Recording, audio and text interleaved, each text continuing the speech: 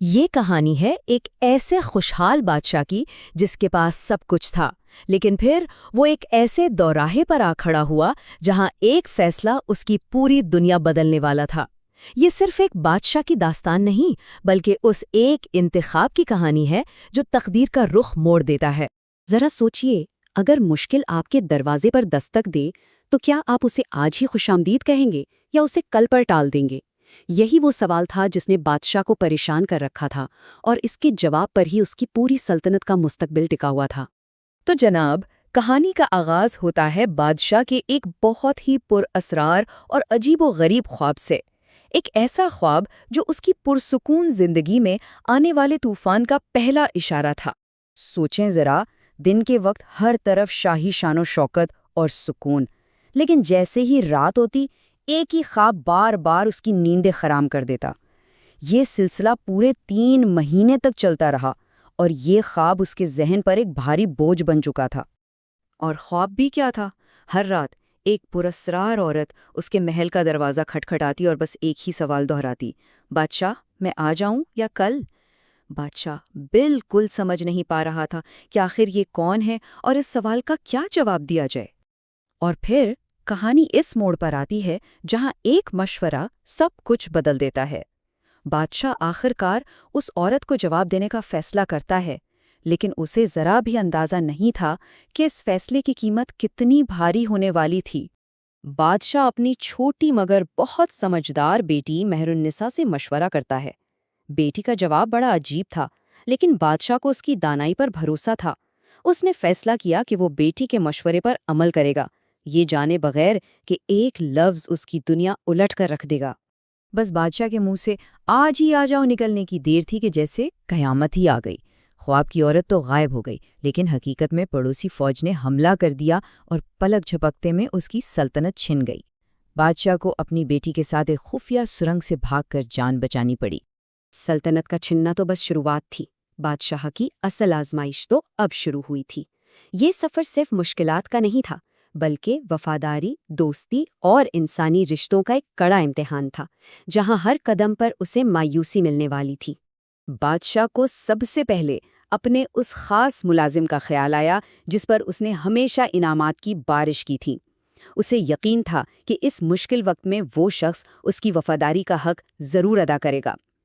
یہ وفاداری کا پہلا امتحان تھا۔ لیکن بادشاہ نے اتفاق سے اپنے ملازم کی بیوی کو یہ کہتے ہوئے سن لیا۔ یہ پہلا گھاؤ تھا، پہلا دھوکہ جس نے بادشاہ کا دل توڑ دیا۔ اسے احساس ہو گیا کہ اس کے برے دن ابھی شروع ہوئے ہیں۔ وہاں سے مایوس ہو کر بادشاہ نے اپنے سب سے قریبی دوست، ایک پڑوسی ریاست کے نواب سے مدد مانگنے کا فیصلہ کیا۔ اسے لگا کہ چلو دنیا میں کوئی تو ہوگا جو اس کا ساتھ دے گا۔ لیکن قسمت کو کچھ اور ہی منظور تھا۔ نواب کی بیوی بیمار کیا پڑی۔ ایک عامل نے سارا الزام بادشاہ اور اس کی بیٹی کی نحوست پر ڈال دیا۔ دوستی پر تو ہم پرستی غالب آ گئی، اور اس دوست نے بھی آنکھیں پھیر لیں۔ ہر طرف سے ٹھکرائے جانے کے بعد بادشاہ آخری امید کے ساتھ اپنی بڑی بیٹی کے پاس پہنچا۔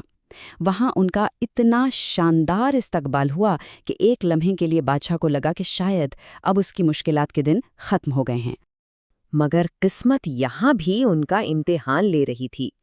اسی رات کچھ عجیب و غریب کیڑوں نے کمرے میں موجود سارا سونا اور قیمتی سامان چٹ کر لیا۔ اب ان پر چوری کا الزام لگنے کا ڈر تھا، اس لیے انہیں ایک بار پھر رات کے اندھیرے میں بھاگنے پر مجبور ہونا پڑا۔ اب کہانی اپنی سب سے اہم موڑ پر پہنچتی ہے، جب بادشاہ بالکل ٹوٹ چکا ہے، سب کچھ کھو چکا ہے۔ تبھی اس پر اس پراسرار خواب کے پیچھے چھپی حقیقت کھلنے والی ہے۔ جب بادشاہ اپنی زندگی کے سب سے تاریک لمحے سے گزر رہا تھا، بالکل نا امید اور تھکا ہارا، تب قدرت نے ایک غیر متوقع اشارہ بھیجا۔ اس نے اپنے اوپر 2 پرندوں کو آپس میں باتیں کرتے ہوئے سنا۔ پرندوں کی اس گفتگو نے بادشاہ کو اس معمے کی آخری کڑی تک پہنچا دیا۔ اسے معلوم ہوا کہ اس کی مشکلات کا حل دنیاوی طاقت میں نہیں، بلکہ قریب ہی موجود ایک نیک بزرگ کی دعا میں چھپا ہے۔ اچھا، اس سے پہلے کہ بزرگ اس راز سے پردہ اٹھائیں، آئیے ایک بار پھر اس کہانی کے مرکزی سوال پر غور کرتے ہیں۔ آخر خواب میں آنے والی وہ عورت تھی کون؟ تو جناب بزرگ نے آخرکار یہ راز کھول ہی دیا۔ وہ عورت کوئی انسان نہیں تھی، بلکہ وہ تھی گردش، یعنی بدقسمتی اور مصیبت کی جیتی جاگتی تصویر۔ وہ تقدیر کی آزمائش تھی جو بادشاہ سے پوچھ رہی تھی کہ وہ اس کا سامنا کب کرنا چاہتا ہے۔ تو اصل نکتہ یہ تھا، بزرگ نے وضاحت کی کہ بادشاہ کی بیٹی نے گہری دانشمندی کا ثبوت دیا تھا۔ اس نے آج کا انتخاب اس لیے کیا کیونکہ جوانی میں انسان کے پاس طاقت، ہمت اور وسائل ہوتے ہیں کہ وہ مشکلات کا ڈٹ کر مقابلہ کر سکے۔ اگر وہ اسے بڑھاپے پر ٹال دیتا تو کمزوری اور بے بسی میں اس کا مقابلہ کبھی نہ کر پاتا۔ اور اب ہم کہانی کے اختتام کی طرف بڑھتے ہیں۔ آزمائش کا دور ختم ہو چکا ہے اور اب وقت ہے انعام کا اور دانائی کی حقیقی فتح کا۔ بزرگ نے بادشاہ کو خوشخبری سنائی کہ اس کی آزمائش کے دن ختم ہو گئے۔ جب وہ اپنے وطن واپس پہنچا تو یہ دیکھ کر حیران رہ گیا کہ اس کا وفادار سپہ سالار نہ صرف فوج کو دوبارہ اکٹھا کر چکا تھا بلکہ اس کی سلطنت بھی واپس فتح کر لی تھی۔ سب کچھ پہلے جیسا ہو گیا تھا۔ بادشاہ نے اپنی بیٹی مہر النساء کا شکریہ ادا کرتے ہوئے اس کی دانائی کا کھلے دل سے اعتراف کیا۔ وہ سمجھ گیا تھا کہ اس کی بیٹی نے اسے بچا لیا تھا۔ بروقت مشکل کا سامنا کرنا اسے ٹالنے اور کمزوری میں اس کا شکار بننے سے کہیں بہتر ہے۔ یہ کہانی ہمیں سوچنے پر مجبور کرتی ہے کہ ہماری اپنی زندگی میں وہ کون سی گردش ہے، کوئی مشکل کام، کوئی کڑا فیصلہ یا کوئی ناگزیر چیلنج جس کا سامنا ہمیں آج ہی اپنی پوری طاقت سے کر لینا چاہیے، بجائے اس کے کہ اسے کل پر چھوڑ دیا جائے جب شاید ہمارے پاس اتنی ہمت باقی نہ رہے۔